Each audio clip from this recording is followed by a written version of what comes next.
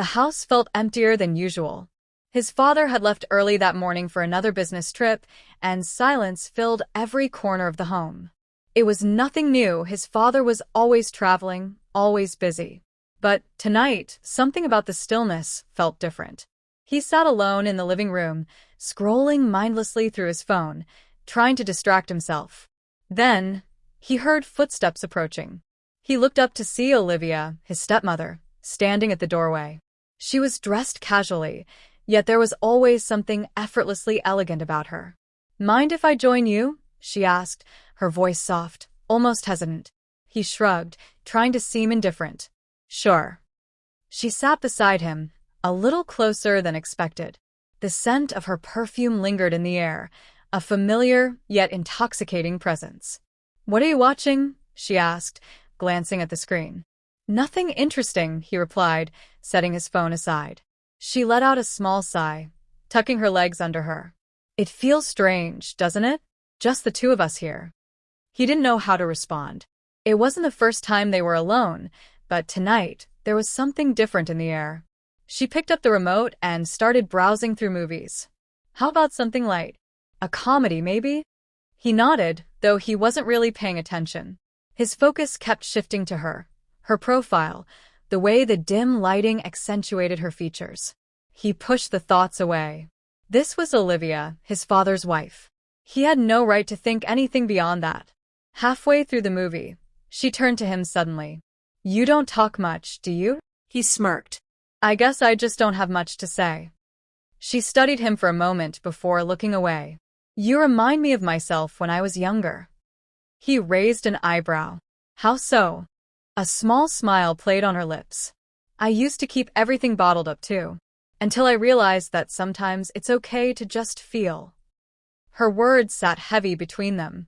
He didn't know what she meant exactly, but something in her tone made his chest tighten.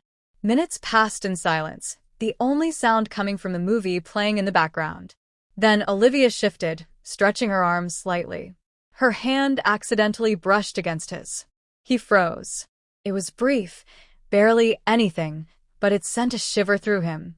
"Sorry," she murmured, pulling her hand back, but she didn't seem in a hurry to move away. He forced himself to breathe, nodding as if it was nothing. But inside, his mind was racing. The air felt charged now, an unspoken tension hanging between them. He knew he should get up, say goodnight, put some distance between them. But he didn't. Instead, he stayed exactly where he was, feeling the weight of something he didn't dare name. The movie played on, but he wasn't paying attention anymore. His mind was tangled in thoughts he knew he shouldn't be having. He could feel Olivia's presence beside him, the warmth of her body just inches away. Every small movement she made felt amplified in the silence. Then, without warning, the house went dark. A sudden power outage.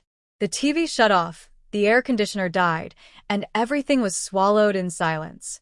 He pulled out his phone, turning on the flashlight. "I'll check the breaker," he muttered, standing up. Before he could take a step, Olivia reached out, her fingers gently wrapping around his wrist. "Wait," she said, her voice barely above a whisper. He froze. His pulse pounded in his ears. The light from his phone cast a soft glow on her face, highlighting the way her eyes searched his. "There's no rush," she said, her grip lingering before she slowly let go. His throat felt dry. "It's probably just the main switch. I should." "You don't always have to be so responsible," she interrupted, a soft, almost sad smile on her lips. "Sometimes it's okay to just be in the moment." Something about the way she said it made his chest tighten. She leaned back against the couch, pulling her legs up under her. "Do you ever feel like you're just existing? Like you're doing everything right, but none of it really matters?" He hesitated.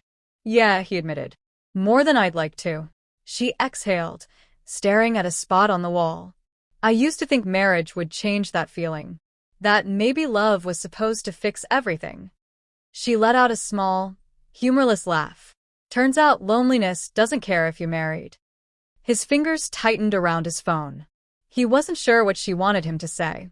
The room remained silent, the only light coming from his phone, casting faint shadows around them. He could hear his own breathing, the rhythmic beating of his heart. Then she turned to him, her expression unreadable. "Do you think it's possible to find something real in the wrong place?" His pulse stuttered. He knew what she was asking. Or maybe he just thought he did. Either way, his body felt impossibly tense. Before he could answer, she shifted closer, just slightly, but enough for the space between them to disappear. He should have moved. He should have stopped this. But he didn't. Her gaze dropped to his lips for the briefest second before snapping back up to meet his. His whole body went still. Then, just as suddenly, a noise outside shattered the moment. A car door slamming shut. Someone walking by. She jerked back, her breath unsteady. I should check on the power," she murmured, standing up quickly. He nodded, unable to speak. His chest felt tight, his thoughts a mess. As she disappeared down the hallway, he let out a shaky breath. What just happened? And why did he feel like nothing would ever be the same again? The next morning felt different. The house was the same, the routine unchanged, but something unspoken lingered in the air. He couldn't stop replaying the moment from the night before. The way Olivia had looked at him, the way she had hesitated, the way he hadn't moved away. At breakfast, she sat across from him, stirring her coffee absently. She hadn't said much since last night, and neither had he. The tension between them was thick, but neither acknowledged it. She finally broke the silence. "Did you sleep well?" He nodded, though it was a lie. "Yeah." "You?" She met his gaze for half a second before looking away. "I had a lot on my mind." He didn't need to ask what she meant. He could feel it in the way her fingers tapped against the mug, in the way she avoided looking directly at him. He pushed his chair back, needing to move, needing space. "I'm going out for a bit." She gave a small nod, her expression unreadable. "Okay." Outside, the air was crisp, but it did nothing to clear his thoughts. He walked aimlessly, trying to convince himself that last night had been nothing. A moment of weakness. A misunderstanding. But deep down, he knew that wasn't true. Later that evening, he returned home to find Olivia in the kitchen. She was chopping vegetables, acting as if everything was normal. But when she looked up and saw him, something flickered in her eyes. "You were gone for a while," she said casually. "Just needed some air." She nodded, setting the knife down. "About last night," his stomach tightened. "What about it?" She hesitated, then let out a soft sigh. "I don't want things to be awkward between us." He forced a short laugh. "It's not." Her lips curved into a small, knowing smile. "Liar." He swallowed, unsure of what to say. She took a step closer, her voice quieter now. "Tell me the truth. Did you want to kiss me last night?" His breath caught in his throat. His first instinct was to deny it, to brush it off as nothing. But he couldn't. She studied him, waiting. When he didn't answer, she gave a small nod, as if she already knew. "I don't regret it," she said softly. He clenched his fists, trying to steady himself. "We shouldn't be having this conversation."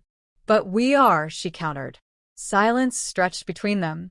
Then his phone rang, breaking the moment. He glanced at the screen. His father. He hesitated before answering. "Hey, Dad." His father's voice was cheerful. "How's everything at home? Olivia taking care of you?"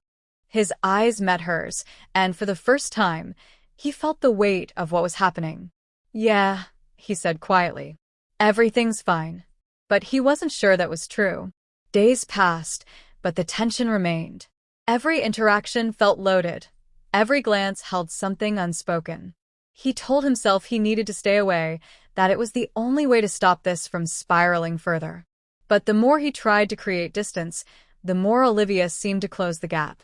One evening, he found her sitting on the patio, a glass of wine in her hand, staring at the sky. He hesitated before stepping outside. She glanced at him but didn't say anything, just gestured toward the seat next to her. He sat down, keeping his eyes on the horizon. "You've been quiet," she finally said. He exhaled. "Just trying to figure things out." She took a slow sip of her wine. "And?" He shook his head. "I don't know." Silence stretched between them before she spoke again. "Do you ever wonder how different life would be if we met under different circumstances? His heart pounded at her words. She wasn't being vague anymore. This wasn't just lingering glances or subtle touches. This was acknowledgement. I think about a lot of things, he admitted. She turned to him, her expression unreadable. You're not a child. And I'm not blind. I know what's happening between us. He looked at her, really looked at her. What do you want me to say? She smiled, but it was sad. Nothing. Because we both know this can't happen. Her words should have been a relief, but they weren't.